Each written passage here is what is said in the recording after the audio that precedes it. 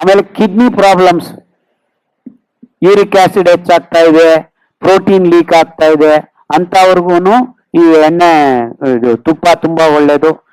And brain problems, ಮೆದುಳು.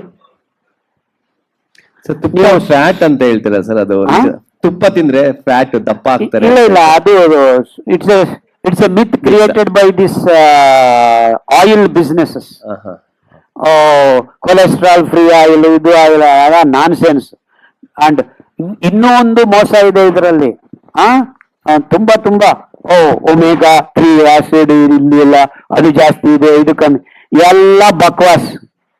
ನಮ್ಮ microbes ಸರಿಯಾಗಿದ್ರೆ ನಿನಗೆ ಯಾವ ಆಸಿಡ್ ಬೇಕೋ ಅದನ್ನ ರೆಡಿ ಮಾಡೋದಕ್ಕೆ ಹೆಲ್ಪ್ ಆಗುತ್ತೆ.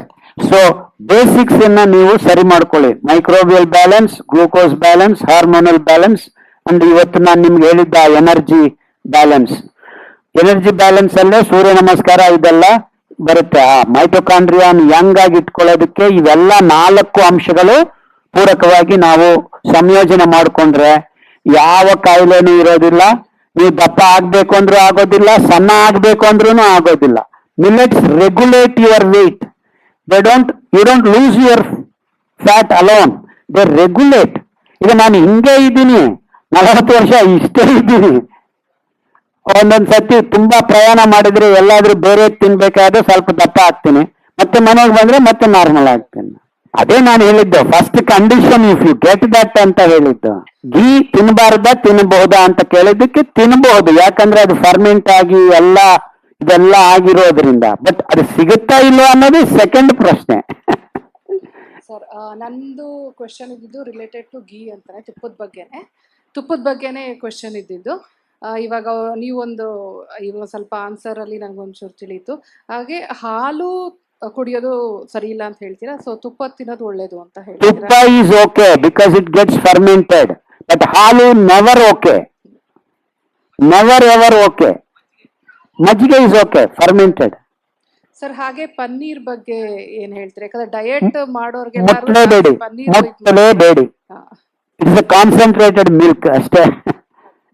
ಸರ್, ಈ ಹಾಲು, ಈ ಬೆಣ್ಣೆ ತುಪ್ಪ ಬಂದು ನಾಟಿ ಹಸುದ, HF ಜರ್ಸಿದ, ಅದು ಒಂದು ಪ್ರಶ್ನೆ. ಅದೇ ನಾಟಿ ಹಸುಗಳು IVF ಇಲ್ಲದೆ ಕರುವನ್ನ ಹಾಕೊಂಡಿರೋದಾದ್ರೆ ಆ ಹಾಲು ನಿಜವಾದ ಹಾಲು. ಅದು ಕರು ಕುಡಿದು ಮಿಕ್ಕಿದ್ದ ಅಲ್ಲಪ್ಪ. ನಮ್ಮ ಬಸವಣ್ಣ ಹೇಳಿದ್ದಾರೆ 11ನೇ ಶತಮಾನದಲ್ಲಿ, ನದಿ ಉದಕವನ್ನ ನದಿಗರ್ಪಿತ ಮಾಡಿ, ಮರ ಹೂವನ್ನ ಮರಗೇರಿಸಿ, ತಾಯಿನ ಕಟ್ಟಿ ಕರುವನ್ನ ಮರಿಸಿ, ಮಲವಾಳನ್ನೆನಬೇಡವೋ ಕೂಡಲ ಸಂಗಮ ದೇವ, ಹಲವರ ಬಾಯಿ ತೆಣದೇ ಹೋಯಿತು. ಹಂಗೂ ಕುಡಿದ್ರೆ ನೀನು ಆ ತರ ಹಾಲು ಆಟೋ ಇಮ್ಯೂನ್ ಡಿಸೀಸ್ ಬರುತ್ತೆ ಅಂತ ಹೇಳಿದಾನೆ. ಹಲವರ ಬಾಯಿ ಟೊಣದೆ ಹೋಯ್ತು ಅಂದ್ರೆ ಬಾಯಿ ಹುಣ್ಣು ಬರುತ್ತೆ ಅಂತ. ಬಾಯಿ ಹುಣ್ಣು is nothing but one of the auto immune diseases. ಏನು ಅಂದ್ರೆ ವಿಟಮಿನ್ B12 ಇಲ್ಲ ಅಂತ. ವಿಟಮಿನ್ B12 ಎಲ್ಲಿಂದ ಬರುತ್ತೆ? ಹೊಟ್ಟೆಯಲ್ಲಿ ಮೈಕ್ರೋಬ್ಸ್ ಇದ್ರೆ ಬರುತ್ತೆ. ಅಂದ್ರೆ ನೀವು ಹಾಲು ಕುಡಿಯೋದ್ರಿಂದ ಹೊಟ್ಟೆಯಲ್ಲಿದ್ದ ಮೈಕ್ರೋಬ್ಸ್ ಅನ್ನ ನೀವು ಸಾಯಿಸ್ತೀಯಾ ಅಂತ. Very simple. ಅದನ್ನ ಮಜ್ಜಿಗೆ ಮೊಸರು ಮಾಡಿದ್ರೆ ಲ್ಯಾಕ್ಟೋಬ್ಯಾಸಿಲ್ಲಸ್ ಅಂತ ಎನರೋಬಿಕ್ ಬ್ಯಾಕ್ಟೀರಿಯಾನ ನೀವು ಹೊಟ್ಟೆ ತುಂಬ್ತೀರಾ, ಅದು ನಿಮ್ಗೆ ಒಳ್ಳೇದು ಮಾಡುತ್ತೆ. ಇಷ್ಟೇ ವ್ಯತ್ಯಾಸ. ಅಂದ್ರೆ ಹಾಲು ಮಾಂಸಾಹಾರ, ಮಜ್ಜಿಗೆ ಶಾಕಾಹಾರ. ಸಿಂಪಲ್ ಸೈನ್ಸ್ ಇದು. ಬಟ್ ಎಲ್ಲಿಂದ ಬರುತ್ತೆ ಮಜ್ಜಿಗೆ ಅನ್ನೋದು ನೀವು ನೋಡ್ಕೋಬೇಕು. ಸರ್, ನಮ್ಗೆ ಜನರಲ್ ಆಗಿ 2 ಕ್ವಶನ್ಸ್ ಬರ್ತಾ ಇದೆ.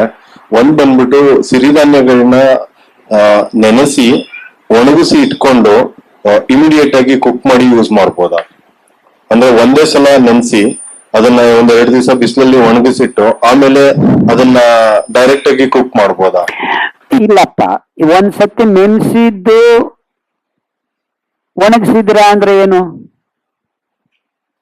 ಒಣಗಿಸಿದ್ರ ಅಂದ್ರೆ ಅದರಲ್ಲಿ ನೀರಿಲ್ಲ ಅಂತ ಆಯ್ತು ಅಲ್ವಾ? ನೀರಿಲ್ಲ ಅಂದ್ಮೇಲೆ ಮತ್ತೆ ಅದನ್ನ ನೀವು ನೆನೆಸ್ಲೇಬೇಕು. ಓಕೆ, ಮೇ ಬಿ ಪೂರ್ತಿ ನೀರು ಹೋಗಿರೋದಿಲ್ಲ. Instead of 8 hours you can soak 2 hours. ಅಷ್ಟು ಮಾಡ್ಬೇಕಾಗಬಹುದು.